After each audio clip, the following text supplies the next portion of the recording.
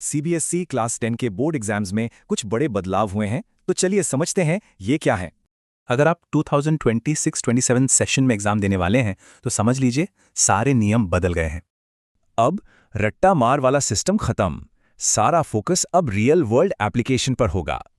और सबसे बड़ा अपडेट वो है टू बोर्ड एग्जाम सिस्टम। ये सच में एक गेम चेंजर है। इसका मतलब है कि स्टूडेंट्स को अब एक साल में 2 मौके मिलेंगे। पहला एग्जाम होगा फरवरी-मार्च में और दूसरा मौका मिलेगा मई-जून में। और अच्छी बात यह है कि बेस्ट स्कोर ही गिना जाएगा। जाहिर है, इससे एक ही दिन के हाई स्टेक एग्जाम का प्रेशर काफी कम हो जाएगा। तो चलिए अब जरा नए क्वेश्चन पेपर के स्ट्रक्चर पर भी नजर डालते हैं। पेपर को 3 हिस्सों में बांटा गया है और सबसे जरूरी हिस्सा है 50% कॉम्पिटेंसी बेस्ड क्वेश्चंस का। जी हाँ, पेपर का पूरा आधा हिस्सा अब इसी पर बेस्ड होगा। रटने वाला जमाना गया। मतलब अब सवाल सीधे सीधे नहीं बल्कि केस स्टडीज और रियल लाइफ सिचुएशंस पर बेस्ड होंगे। पर बात यहीं खत्म नहीं होती। 2 और बड़े अपडेट्स हैं जिन पर ध्यान देना जरूरी है।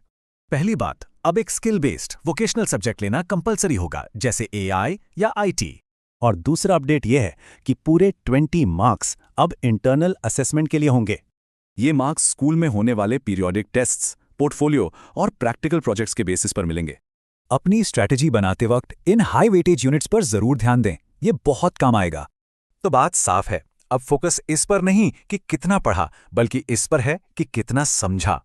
तो जीतने की नई स्ट्रैटेजी क्या है? कॉन्सेप्ट्स को समझें, इंटरनल्स को सीरियसली लें। तो सवाल यही है कि जब फोकस एप्लीकेशन पर है तो पढ़ने की स्ट्रैटेजी कैसे बदलेगी? CBSE class